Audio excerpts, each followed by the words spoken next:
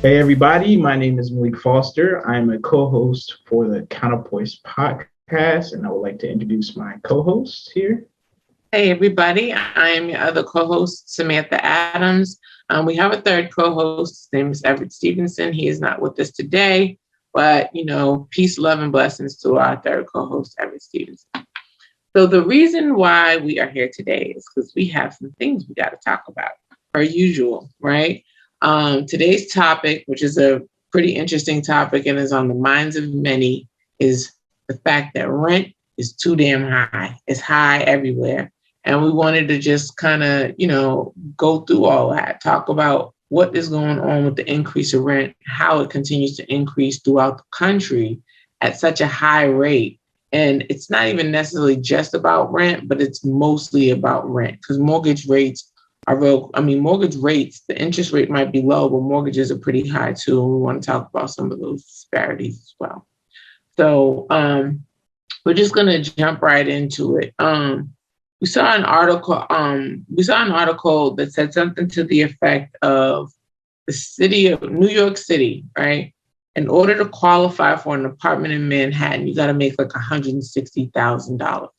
And I've seen that even here in Georgia, where you got to make like it was like a house or something I saw that was trying to rent, and the person had to make six figures in order to qualify to live there. They wanted to make sure you qualified to live there even before you looked at it, which is a whole nother, story. But that's the kind of trend that we're seeing all throughout this country right now. And it's crazy. It's absolutely crazy. So, yeah, Malik, what do you have to say about it? What I have to say is really crazy that what's going on because if the average salary of a person is around 50,000 a year, and you got to make three times the rent, which is 2,000. So you would have to basically make 6,000 a month in order to qualify for these places. So it's really high. But as far as New York goes, we kind of could look at that as a kind of a microcosm of the entire country because that's one of the highest rents in the country. So from there, everything's going to trickle down. And what we noticed in this, there's an article that I looked at. It's a New York article. I can link it in the description of this video that outlines that how Manhattan rent is up 40 times, right? You have to make up to 40 times, as Sam alluded to, is $40,000 a month, right? So that's a 25%. 4,000 a month. Yeah, $4,000 a month. People are paying on average in Manhattan, and that's up from 25% of the past year in 2021. So also Brooklyn, right? Another borough in New York, that's which is thriving. Which is at $3,250 over the course of the year. They're one of 18%. So basically, when other groups catch a cold, Black people catch pneumonia, that phrase. So it's going to be hard to make that 40 times. So basically, if you're not making well over 150,000 a year in New York, you might end up homeless, or you're going to have to cohabitate. I know we're going to kind of get into a little bit of the family or at home structures that people potentially will have to do to combat this, and also as possible solutions as well. But that's just something interesting that I noticed as well. Do you have any thoughts about just the broad overview of these rising rents across the United States? Yeah, somebody said to me, and I'm fact checking it right this second, that in some states, in some cities, they are trying to ban co-living. There's like a ban on a co-living situation, like roommates, having a roommate. Just to be clear, like little legal tip, even if they did do that, that's like completely violates the Constitution. Like you can't tell people how to live. And, I think that is sad that with rents going up as high as they are, and you're telling people, oh yeah, and by the way, not only do we want you to make money that you're not capable of making, not to say people are completely incapable, but if you work a job and the job does not pay more or enough. Like minimum wage has not gone up, right? And many Black people have blue collar jobs that make somewhere around minimum wage. And so when you have people placed in these positions where they're not making enough money to survive, that is not a livable wage, especially when rent is 4 times more than what they make. They want you to make at least 3 times the rent. So if you a month. So if they want you to make six, like Malik was just saying, if they want you to make $6,000 a month and you make 2,000, how are you going to live? Because it's not just, it's not just rent that's going up. Everything has gone up. It's the food. Cost of food is crazy right now. Gas, that's all in the news. It's ridiculous. But then that's another thing. How are we going to eat? How are you going to get to work so you can pay your rent? If you can't, if gas is so expensive. And so we have these issues, and it's like the government hasn't done anything to like stop it, cap it, slow it down, pause it, do something. Something really has to be done about it, because it definitely puts people, especially Black folks, in a bad space. Because again, many Black people do not earn that much money. They may even be working 2 and 3 jobs and still are struggling. And so if you have people that are living check to check and struggling in that way, why would you place them in a situation where it's going to be even more difficult? Yeah, I was just going to add on that. I agree with that. A lot of things are going up, but the article outlines, this New York article that I'll post in the description below this video. It outlines the fact that, a lot of remote jobs has been coming about. That's kind of justifying the rising rents, whether people agree or not. There's an influx of renters and people trying to come back to the city now that they declared us officially out of the pandemic status, right? COVID's still around, but we're officially out of the pandemic status, according to Dr. Fauci and other healthcare professionals and experts on the matter. So those are some of the things that play a role as well here. I'm going to take a little bit out of my notes here. So the rising mortgage rates, right? As I think you mentioned a little bit about the housing prices and mortgage rates, have caused people to kind of get out of the housing buying market and more into the renter buying market, which leads people into raising the cost, right? So they're seeing a more influx and more demand, and the supply is limited, which they're saying. So they're raising the cost, right? That's a supply and demand issue. But the problem is the wages aren't going up with it, and inflation is rising at a faster rate than the wages and things of that nature, the price of goods and services. So that's another issue. But they're saying eventually that the rising rents will either have to come down or stabilize, right? Reach a stasis. So that's a good news, but the problem is I don't think it's going to come down much if it does come down. And if it stabilizes, that just means, hey, it's not going to go any higher, but you have to still be able to meet that higher threshold. And even though, a lot of companies are struggling to find workers and things of that nature, I think eventually people are going to start trying to look for jobs and work in order to combat this, and those jobs might not be there because a lot of companies are going to adjust to the lack of not having employees by investing in more technology and ways to cut out a lot of labor, because in business, labor costs are one of the highest expenses for a business. So if they can cut that down and replace you with some technology, robots or whatever, I think the business will do it. So businesses are going to go out of business, right? Because if you are a consumer industry where you are, feeding the people, for example, like let's take a restaurant. If you are hiring for a long period of time, your customer service is going to go down. People are going to stop coming, and then you're going to eventually lose money. So then you lose too much money, and then you go out of business. I mean, it's a vicious cycle. And so I think a lot of times we don't think about those types of things. As it relates to what does that do for the economy too? Because you go from having all of these blue collar jobs that are hiring, right? and people not going to get those jobs because, especially during the pandemic, they were making more money being at home, right? From unemployment, PPP, all that kind of stuff. They were getting more money from that. So now it has created this space for people to say, hey, I don't even want to go back to doing that job anymore. But the job is still available and somebody still needs to do it. And it creates a space for these businesses to go down. And that messes with the economy too, because if you have no food service, what are we going to do for food, right? If you don't have any entertainment, what are we going to do for entertainment? If you don't have, you know what I mean? There's a lot of things, even cleanup, right? Like, we got to try to keep the streets clean. They'll look disgusting if we don't. Diseases That's will. part of the rising costs, right? A lot of people are pulling out because of the wages are stagnant and they're not earning enough money doing that. So a lot of people are pulling out, and that's increasing the prices even more.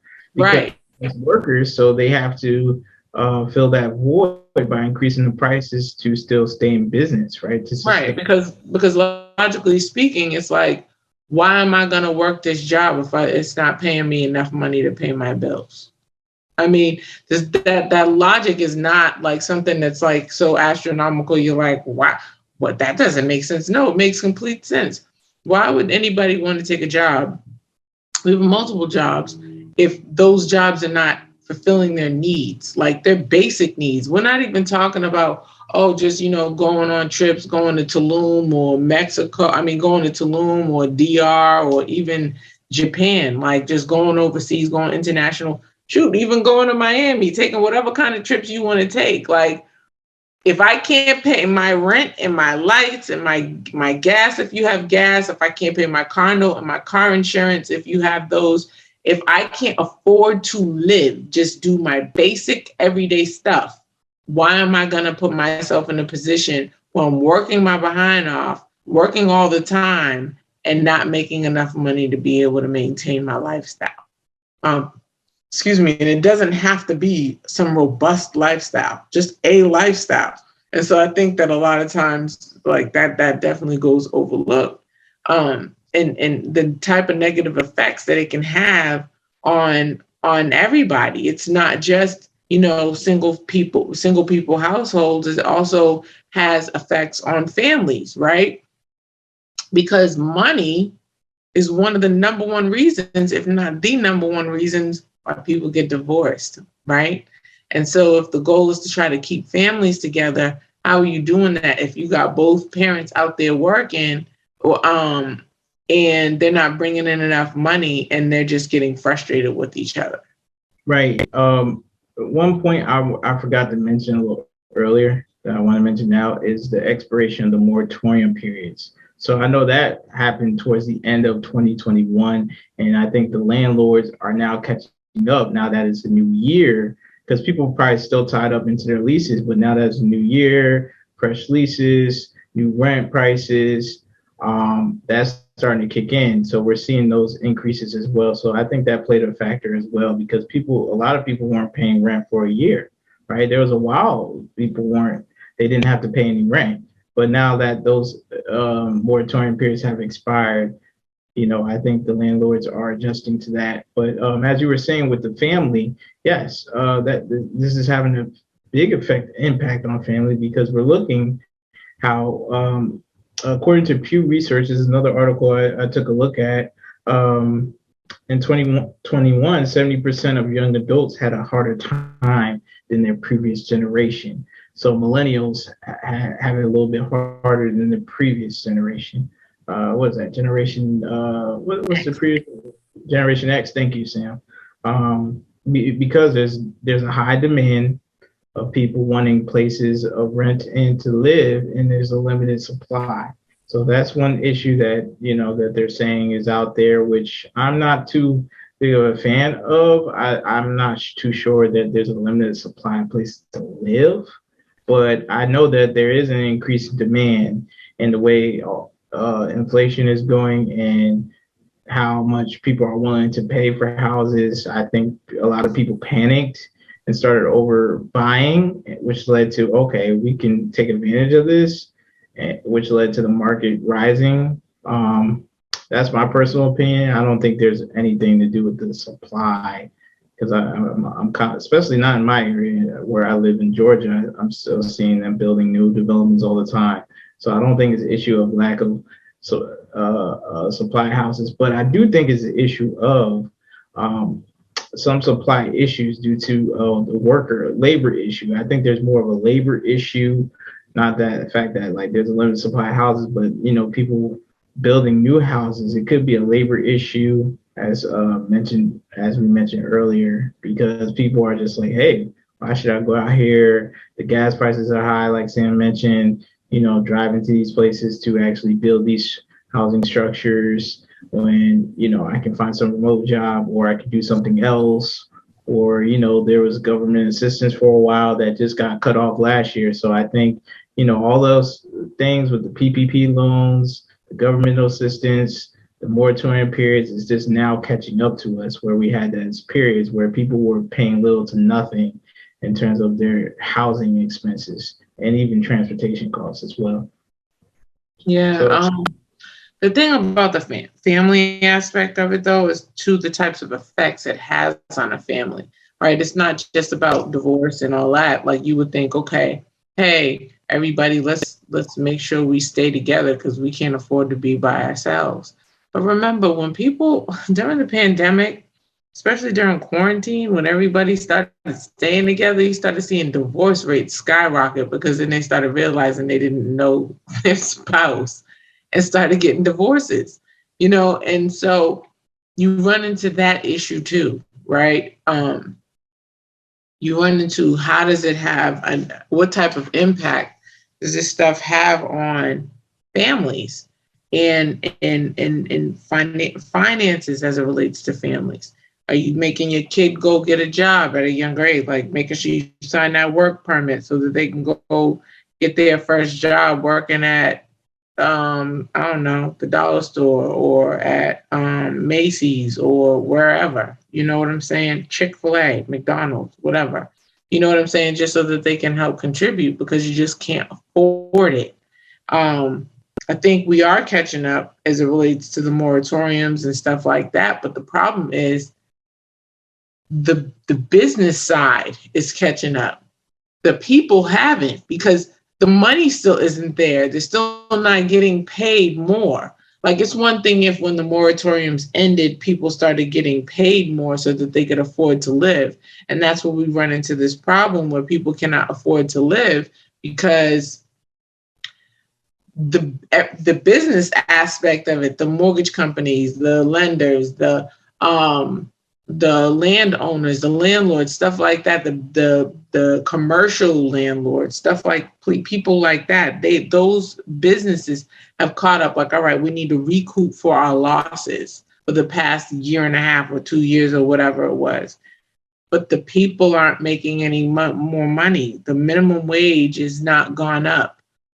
People are not working because of the fact that they cannot, they can't afford those jobs. Like, those jobs are not paying enough. Also, too, we can't forget to mention how many people died because of COVID, and what did that do to these families and households? You know what I'm saying? Like, and I'm sure in many of those cases, those were 2 income earning households, and one of those people have passed away also too, making it difficult for people.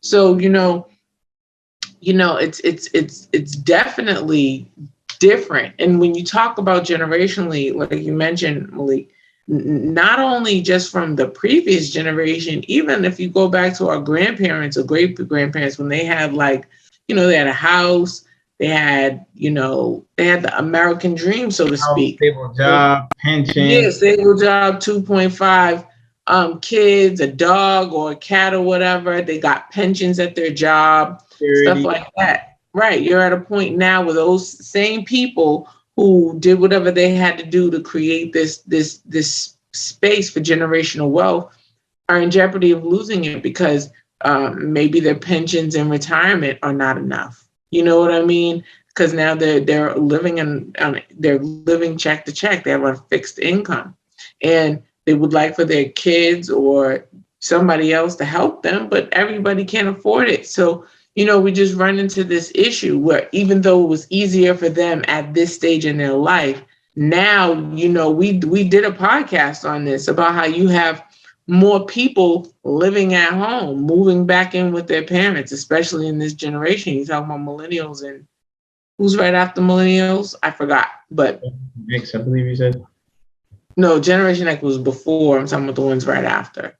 Oh, the ones after millennials? Mm-hmm. I think that's Generation Z. Maybe Generation Z. I don't remember. But either way, it doesn't change. Whatever the name of the generation is, it doesn't change what I'm saying. Like, you just got more people going to live back at home with their parents, even if they're working full time, because people cannot afford to be out here in the streets. They can go outside, but they can't afford to be on their own. Like, it's not true for everybody, but it is true for a lot of folks. And when you start talking about all that, you also talk about, like I said, mentioned before, and Malik mentioned, how it affects the other things like food. Like, you also see all these shortages happening as a result. Believe it's because of the pandemic, but some of it is also due to what's going on in Ukraine and what's going on in China. There's all these other shortages and how they're also impacting people. In terms of the supply issues, definitely with the China thing, because China's a big, exporter of goods and services to the U.S., a big trading partner. I do want to touch on the family one last time here, and I think that a lot of people are going to realize, like, you're going to have to cohabitate with people. Like, it's going to be gone the days where, a lot of people can be single, they have their own place. You're going to need to get a roommate, or you're going to have to get a boyfriend, girlfriend, or whatever however you work it out. You're going to have some sort of partner, whether it's a friend or intimate relationship, whatever you have, and try to make this game of life work. So it's going to probably force people to work, because that's in the best interest of them as an individual, is to work with other people. So hopefully that brings about, and we see relationships blossom, right? People coming together, people trying to work with each other, people not necessarily trying to be single and be apart and leave each other for the littlest things, right? If you break up, it has to be something really serious. It's not just like, oh, well, he was boring or she was boring, stuff like that. Like something tangible, something real, something like legitimate for a breakup, right? Because it's going to be harder here. I think people's options are going to dwindle down, mainly due to finances, right?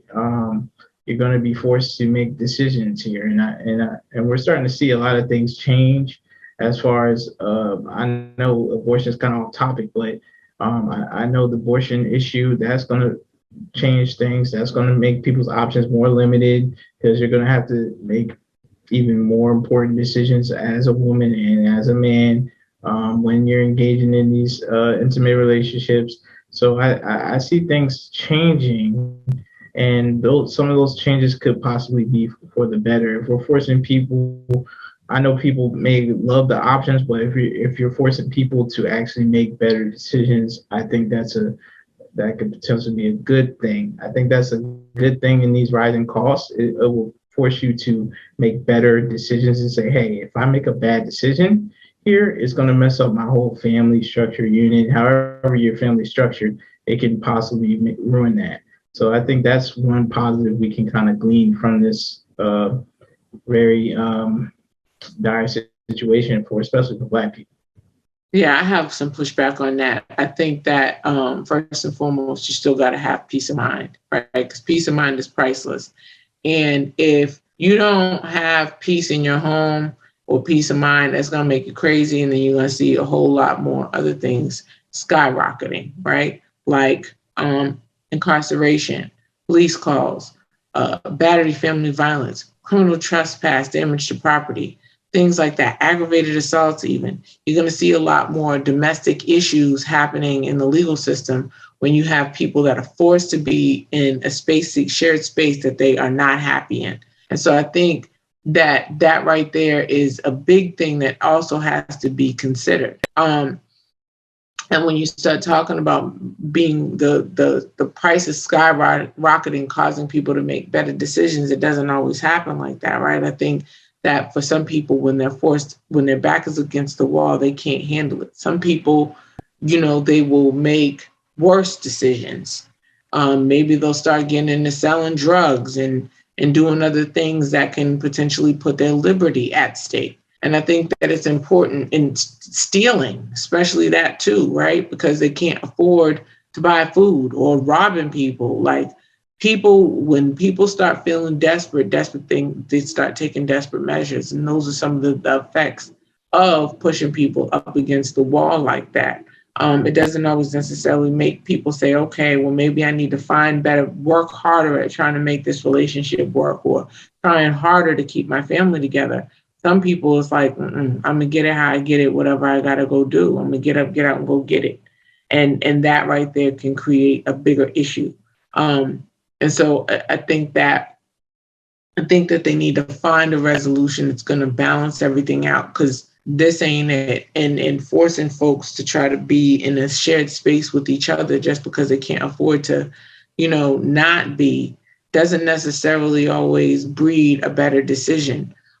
Especially even too, when you're talking about things like abortion and things like that, that can actually create a space for more bad decisions, right? Because now what happens if a person can't, like if they're in Texas and they can't get an abortion, right? Then they have this extra mouth to feed. And if they can't afford to feed that mouth, things are going to start happening. And I think that it's important that we also remember that. So that's why. Don't you think, that will force people to make a better decision in terms of choosing their partners? Because if you don't choose wisely, you can run that risk of ending up in a bad situation where, you're either on governmental assistance, if that's still going to be available in the next 5 to 7 years, or, you might be in the shelter, or you might have to give up your child for adoption. I think it forces people to use one another more. You know what I'm saying? Like, yeah, for some people, it may force them to want to try to have a better relationship and choose a better partner. But a lot of people just gonna be like, oh, especially females, oh, he got money. I don't care if he beats me upside my head. You know what I'm saying? He's paying the bill. See, that's not a good decision. Even if there is some sort of domestic violence, I don't know if there'll necessarily be increased calls, because if you call on that person who's providing that's still not a good decision, though. Like, that's putting your life in jeopardy. But I know, but you said that there would be increased calls, and I'm just giving you a push on that, saying that I don't know if that's necessarily the case, because it is absolutely the case. I see it every single day. Like stability. And if you take away that stability, then what would you have? Because you have to go back on these streets and try to find somebody. No, but what I'm saying to you, Malik, is because I see it every single day in work, right? You have somebody who is the breadwinner, someone who is the provider for the household, to get into an altercation, whether it be a fake altercation or a real altercation. When I say for fake, I'm talking about people who not even erroneously, purposefully call the police and accuse somebody of doing something that they did not do. And you also have people that, they get pushed to their breaking point and they end up putting their hands on their significant other. When those things happen and the police get called, because police get called for things like, I just want them out my house. You see what I'm saying? Yeah, and then I think those type of calls will be limited. Okay. They will not. They will go up, because the thing is, the expectation is that they come back to them when they get out. And that happens a lot. It happens far more than you would ever imagine when you see people are in these situations and they're mad at each other. And then when they're not mad anymore, they want to get back to it. And despite the fact that he is in jail right now, once he bonds out, he goes back to the place where he's not supposed to go, because it's probably some sort of an order from a court that says you're not supposed to go back there or go back around that person. And then they do. And then if the state finds out, then that person goes back to jail for violating the court's order. So it starts creating this cycle. And so you see it happen a lot, especially too, even when they have children. You see what I mean? And so that's what I mean about when people's backs are against the wall and they're forced to be in these situations, people don't always make the right decisions. And a lot of times they make poor decisions and things that are not going to benefit them in the ways in which they hope, because they're thinking about right now, they're not thinking long term. And so I think that although, yeah, for some people, Malik, you're right, it may very well cause them to make better decisions, but I don't think I think it'll be more obvious. Like, okay, you either make this decision and this will be the outcome, or if you make the other decision, this is going to be the outcome. It won't be. I think the options will be more limited than it was previously. When things are so expensive and you can't really afford things, and you get into a situation, a relationship, a structure where you are receiving that stability, I think you're going to be more willing to work with that person than not. That's everybody doesn't move like that, and I think that's coming from a place. It's like that's coming from a place of being more open-minded about, you know, how the give and take in a relationship, right, and the give and take in building a family structure, and the give and take of contributing to something that's has a little bit more of a stronger foundation. But the truth of the matter is, there's a lot of toxic people out here that do weird stuff. And so because you have weirdos functioning at an all-time high, you have a whole lot of mental health stuff going on. You have all these other things, these other ingredients. People are going to try to mess up their home and their stability. So you would be surprised. So. That's just me. You would be, Malik, you would be surprised then, because I'm telling you right now, people do it a lot, a whole lot. A whole lot. They put their livelihood, they put their home situation. A lot of people put that stuff in jeopardy for the sake of emotion, for the sake of making a bad choice, for the sake of right now. So a lot of people do, especially when you're talking about people that are always at the bottom of the totem pole, right? When you look at us as Black folks, we are always at the bottom of the totem pole. When you look at the housing market, we're at the bottom of the totem pole. When you look at pay, fair wages, we're at the bottom of the totem pole. When you look at marriage even, we're at the bottom of the totem pole. Black people are always at the bottom of the totem pole for everything, except for, like, just before the podcast started, you know, like you made the good point of saying, like, unless it's an even playing field and you're talking about just straight up off a skill, then, you know, it's different. But when you're talking about being placed in a space where, you know, we're constantly having to fight to even get anything remotely equal, then we're always going to have these kinds of problems. And people are willing to risk it all just to get to that space. You know what I mean? And even if that means, like, and Black folks are emotional people, you know, it's not to try to justify any type of domestic abuse or anything like that. I'm not trying to do that in any way, shape, form, or fashion. What I am saying, though, is people will risk it, and a lot more people will risk it than you think. Yeah, I agree. I do agree with the point of crime. I think crime will definitely go up, and a lot of people are angry in this country. So I think we will see a lot of reactions to that on what's going on. So I do agree with the crime part. I just I just think people may be more willing to work together than they were in the past. And that's just my opinion. I don't really have any data or facts to back that up. I just think so because I feel like I do think that the options are going to be dwindling for people. We used to have a lot more options. So I think it's just going to start getting limited because we see the shrinking middle class where it's like you either have or you don't have. And I think it's starting to come to that in this country, unfortunately. For us, you either have a certain amount, like in New York, you either got the 160,000 minimum or you don't. And if you don't have it, you got to work with somebody to get it to combine that, right? So you got to get another person who's making 80 and you making 80 and you make it work, especially in Manhattan. If you want to, even making 80 is a lot. Like that's not, most people don't make that. It's still above average. So you still got to be above average. Right. When you're above average, you got to get with another person who's above average just to make your monthly rent. Right. But the problem is that's the thing about average. That's when most people lie. So if most people are at 40 or 50, then you know what I'm saying? And that's the way you start seeing crime and in problems because people are struggling. And Yeah, when people, increasing you know, homelessness, shelters, crime, drug use, all this kind of stuff. I think we're going to start seeing a lot of that in the next 2 to 4 years.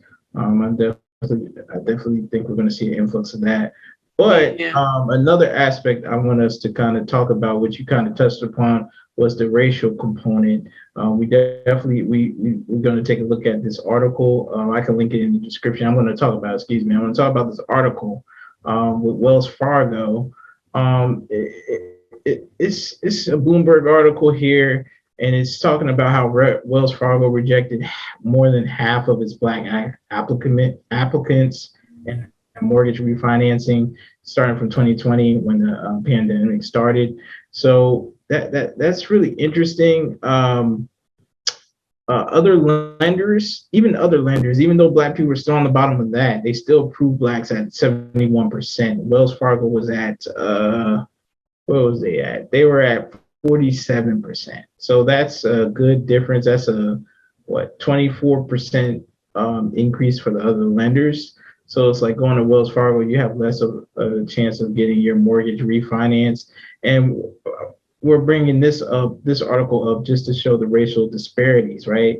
Wells Fargo doesn't even dispute Bloomberg's statistics on the matter, and that their approval rate for the highest earning income blacks was still less than the lowest income whites. So that is clearly a system. The banking institution, Wells Fargo, is clearly rooted in racism there. If the most qualified black is still getting approved at a lower rate than the least qualified white, then we definitely have a systematic problem. Racism problem here. And we also know that Wells Fargo also they're being investigated for conducting fake interviews. So, and this is not the only company that's done this, right? Especially in the banking and real estate industry, right? Even California, they've been caught up in some stuff as well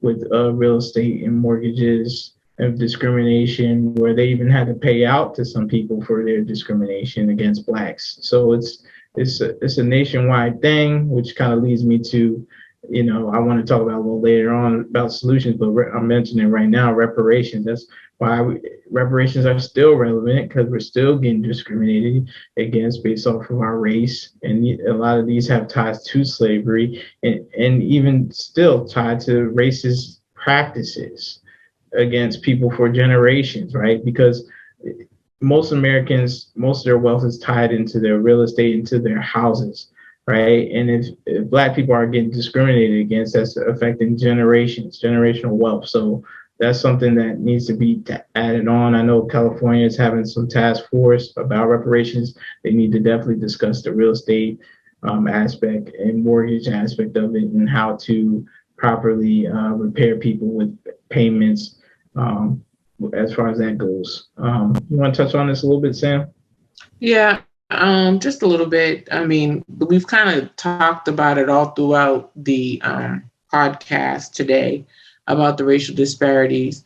But one of the things like that I found interesting, because we've mentioned these things before, we've done whole podcasts on them about the racial disparities, especially in mortgage lending. I remember a while back there was something where it was like even the appraisals were coming back different just because people were black. Remember? Yeah. I think one white people had to get her white friend or white. Yeah, to pretend to be the people that lived on the home, and they got a higher appraisal for the home. Yeah, higher appraisal. Yeah, we did a podcast on that. You check it out. Right. Make sure you check it out. Right. And then also too, Wells Fargo just is continuously in the news for racially discriminatory practices, right? First, they weren't paying their people, right? They were under investigation for not paying their people. Oh, for the fees, they were attaching all these crazy fees. I think it was like overdraft fees or something like that. Then there's the disparate mortgage lending. Like the article that Malik is referring to You have a Black man who has an 800 credit score, makes enough money to buy this home. He is in the credit elite, and he was having a hard time buying the house. But further on in the article, which was interesting, I don't know if for those of you that don't know about real estate and purchasing property, let me just give a little bit of information real quick to make it make sense, right? And why this matters. Whenever a person purchases a home, let's say they purchased a home for $200,000, right? Over time, while they're paying the mortgage on the house, the value of the home goes up, whether that be because of the market, the homes that are around them, what those homes are looking like, how well those are taken care of, the foreclosure rate in that area, whether or not the area is up and coming. All of those things make that house more valuable. And as the house becomes more valuable, when it gets appraised, it gets appraised at a higher rate every single time the value goes up, right? That value sits in the home. So while your house, you may have paid $100,000 for it, let's say at some point, maybe 10 years later, let's say it gets up to $200,000, it's worth $200,000. Well, let's say 5 years later, I don't know, however much time goes by, it gets up to $200,000. Let's say you want to refinance your house, meaning you want to take out another mortgage on your home. So when you refinance your home, it pays off the old mortgage, you get a new mortgage. People do this for a number of reasons. Number one, they might do it to take some of the equity out, right? Another reason might be because they want a lower interest rate. So let's say their interest rate was at like 5% when they bought the home, and now they want to refinance it, take some of the money out of the house, some of the equity, right? Because remember I said it started off at $100,000, and now it's valued at $200,000. As $100,000 in that house. So that in equity in that house. And let's say they want a lower interest rate at 3% and they're eligible for it. They would be able to do that. That's some of the reasons why people refinance. Well, what they found based on that article is Also, that the PMI, right? Right. So one of the reasons why, well, what they found in that article, right, is that. By the way, go ahead. Yeah, sorry, Malik. But one of the reasons why they what they found in the article, because I don't want to lose my train of thought, is that it's harder for Black people to refinance. That's problematic. Why is it harder for you to take your own money out of your house? Why are Black folks having a harder time being able to get a lower interest rate, even though they completely qualify for it? They've been seasoned on the mortgage. They've never been late. Seasoned meaning you've had the mortgage and you've been on time with your payments for however much time, whether it's a year, 6 months, however much time that bank requires, right? So whether you are considered to be seasoned on that mortgage, you've been paying on time, you have the credit, you have the income, you don't have some crazy stuff going on financially, you should be able to just go ahead and refinance. The value is there, right? You should be able to go ahead and refinance with no problem. But that's not happening. It's actually happening at a lower rate than people are even able to purchase with Wells Fargo. And that right there is another issue. So, I don't know what they got going on at Wells Fargo, but they need to get it together or close down. Like, that's my opinion. Nobody has to share it, but, there's that. And so that was the other thing I wanted to make sure that I added about the racial disparities. Yeah, I agree. I mean, I think Wells Fargo definitely has to come under investigation from top to bottom, and I think they may need to change things. I don't know how they should really handle it. Just thinking off the top of my head, but they definitely need to be regulated. They need to be slapped with some of the harshest penalties that's possible to slap one of these big institutions with. I know Wells Fargo is a publicly traded company. I know they're a big bank and big player in the industry, but these practices can't continue, right? So that's something. I know we kind of touched upon all of the subtopics we wanted to talk about. Do you have any solutions that you want to offer to some of these rising rent costs and the government has to step in. Like typically, if your government can not your government, it's our government. If our government can step in and try to regulate the uterus of a woman, right? but they won't really regulate the ability to get a gun in this country. Should be able to regulate rent, right? That's money. That goes to directly to the economy of our country. And I think that they need to step in because it's creating more problems than it's fixing. Um, I don't know if maybe they need to put a cap on it or if they need to just regulate it better because it's not regulated enough. Um, maybe make the rates go up and to fluctuate with the consumer price index as opposed to just allowing people to set the tone and then it's just, you know what I mean? I mean, even if it is affected by the consumer price index at a time when the consumer price index is dropping, and for those of y'all that don't know, it's an index that's created by the government that helps navigate the fluctuation in rates of different things that we consume, different products. And I think that this should be a part of it. And back in 2008, when the bottom fell out of the real estate market, it dropped. Actually went negative. So it's not something that always increases. When you're looking at the rents in this country and even mortgages, you see them on a constant increase and incline. You don't see them on a decline. And that right there is part of the problem. They never decline. And so if they're not declining, but the minimum wage rate or the income rate is stagnant, you're gonna create more spaces for homelessness. So what's going to end up happening is that they're going to skyrocket to a point where becomes completely unlivable, and either everybody's going to be homeless or they're going to force to have to drop it down.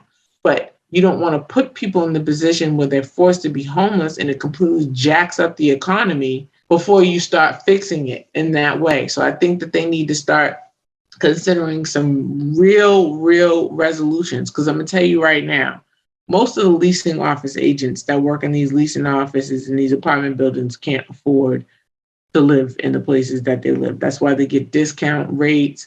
They get to live there free or things like that. You know, they get those types of perks of working there.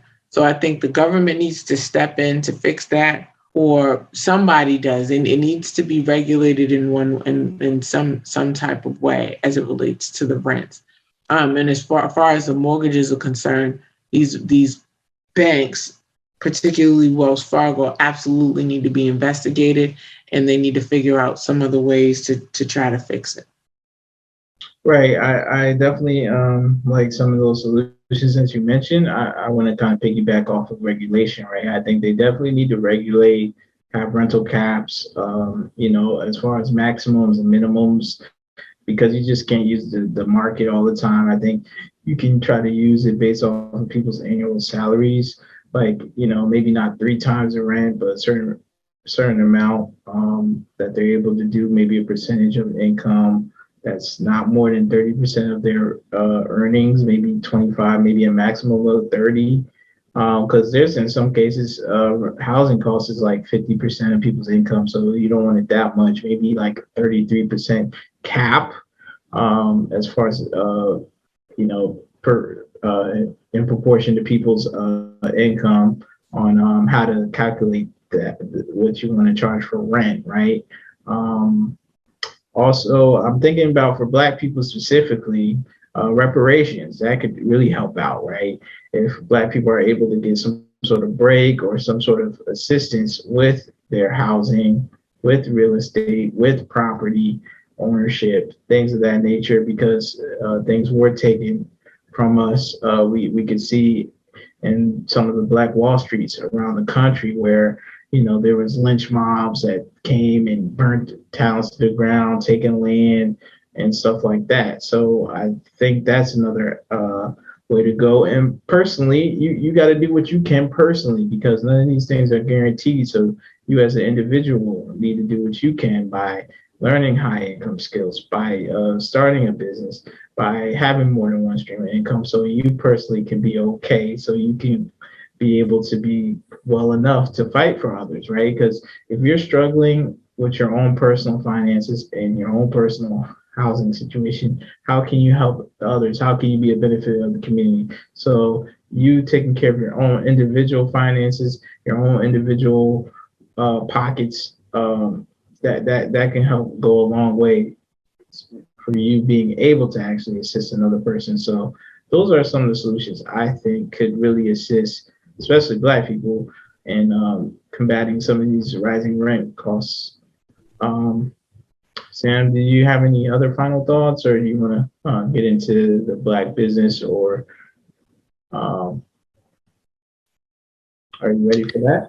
Yeah. First, I want to get into the Black Book of the Month. Before I get into Okay. business. The Black Book of the Month is called Seize the Time. It is written by Bobby Seale, and it's a story of the Black Panther Party and Huey P. Newton. I think that I know that the reason why I chose this book to be our Book of the Month is because, you know, as Black folks, let me not just say as Black folks, as a society, we're always taught how, the Black Panther Party was so bad and just so, they were terrorists and all that. These are all labels and things like that that our government placed on them because of the power that they were gaining. Were there people that absconded from the goal of the Black Panther Party? Absolutely. But that doesn't mean that that was what the Black Panther Party itself was structured to do and to commit to, and what their purpose was. Even our government today uses some of the things that were created by the Black Panther Party, which includes like the WIC program. The reason why I chose this book as our book of the month is because with regards to that, you learn a lot. You learn not just a lot about the culture, but you get to learn a lot about what it is that they were trying to do, what it is that they wanted for our country and for fellow Black people. Aside from just being treated with fairness and equity, they wanted to be treated with, wanted to be safe.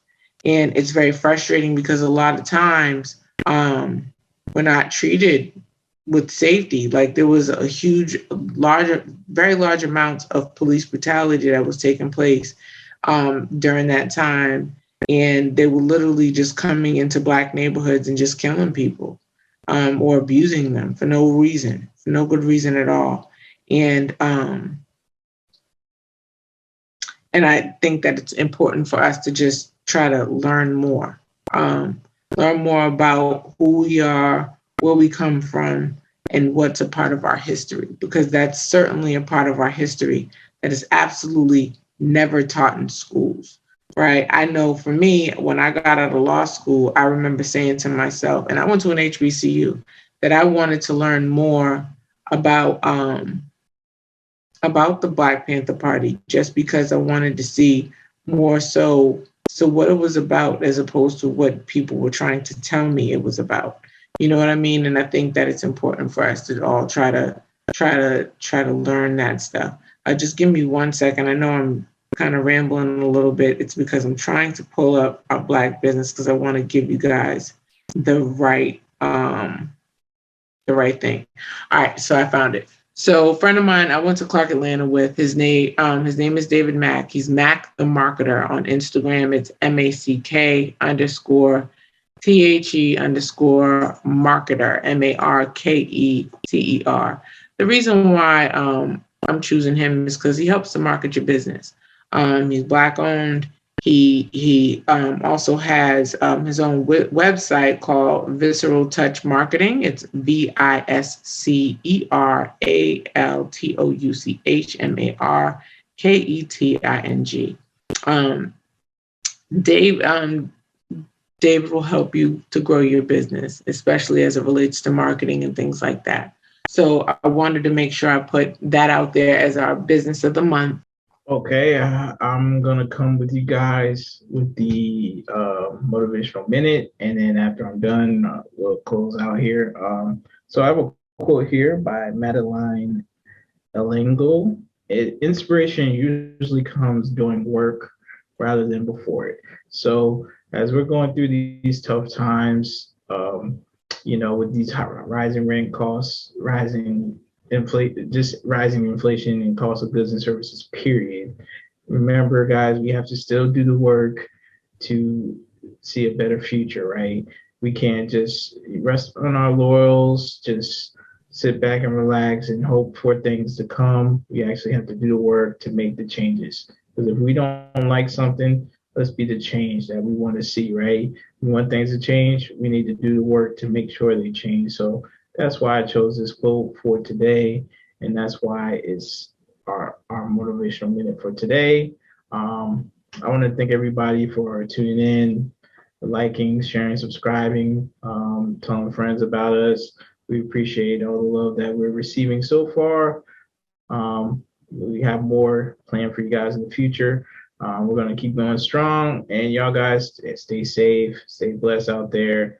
I know it's hard, but keep going. And we all we got out here. Just keep pushing. Got any final thoughts, Sam? Yeah, just make sure you be kind to each other. Same thing I say every single week. Make sure you be kind to each other because you never know what the next person is going through. And that's how we continue to try to work to build a community, to show love to one another and just be present. Be present though. Remember to be present. Because this is a lot. We got a lot going on, individually and collectively. And we got to be there for one another to grow each other and grow through this stuff. Because especially as Black folks, we are resilient people. We done been through a lot. And if anybody can, if people can feed off of our culture, they can feed off of our resilience. And there's nothing wrong with feeding off of resilience because we do want to grow as a community, not just as a Black community, but as a community, period, as an American community. Get through all of this tough stuff that we got going on because those high rents, although they negatively impact Black folks, that's not all it negatively impacts. It impacts everybody. So in order for us to continue to grow and be better and be stronger, just be kind to one another. Stay present. And that's it. All right, guys. We hope you guys enjoyed our podcast today. Again, shout out to our good brother, Everett. Happy birthday, brother. Yeah, happy birthday, Everett. Yeah, so we love y'all. Thanks for tapping in, and we will see y'all on Wednesday. Don't forget, 8:30 for our What's Up Wednesday on Instagram. All right, guys. Thank you. Peace.